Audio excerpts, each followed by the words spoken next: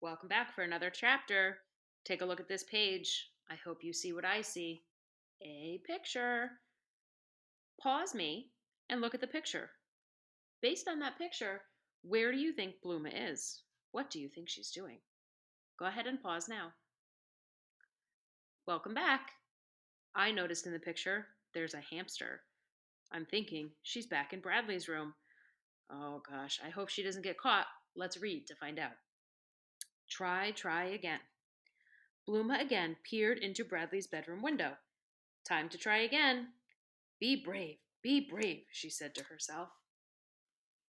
A lizard scampered across the brick wall. He had a swollen stump where his tail used to be. Excuse me, Bluma called. Do you know the boy, Bradley?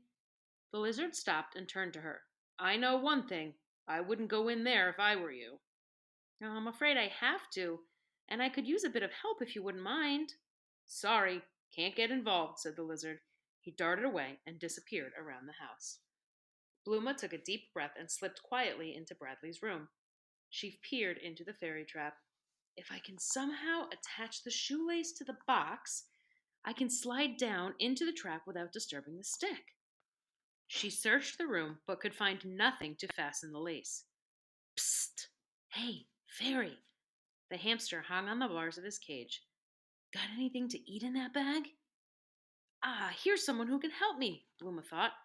She flew to his cage. Chewed bits of wooden toys and cardboard scraps littered the pine shavings that covered the cage floor. Doesn't Bradley feed you? Mostly his mother does. I'd starve to death if she left it up to that kid. All he gives me is a crumb now and then when he steals cookies from the kitchen. Gee, I'm sorry to hear that. After an awkward silence, Bluma cleared her throat. Yes, well, I wonder if you would consider helping me get that tooth. The hamster pretended not to hear her. I don't even like cookies. What I really crave is a crunchy walnut, or maybe a nice turnip. His eyes narrowed. Do you like turnips, Fairy? Bluma understood. He might help if she offered him something in return. Well, yes, but I don't usually carry them with me. Maybe next time I come. What's in the bag then? He interrupted. Bluma glanced down at her tooth bag. Just coins, and the teeth I've collected so far tonight. What about that one? He nodded towards her other pouch. You wouldn't mind sharing a bit of your lunch, would you? Bluma lifted the sack of fairy dust. Oh, this isn't my lunch. It's dust. The hamster rolled his eyes.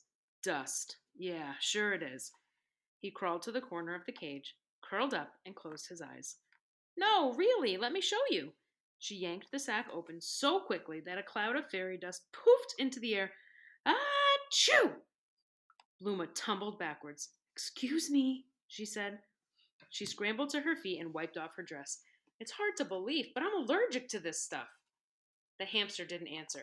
He was sound asleep, his fur glistening with fairy dust.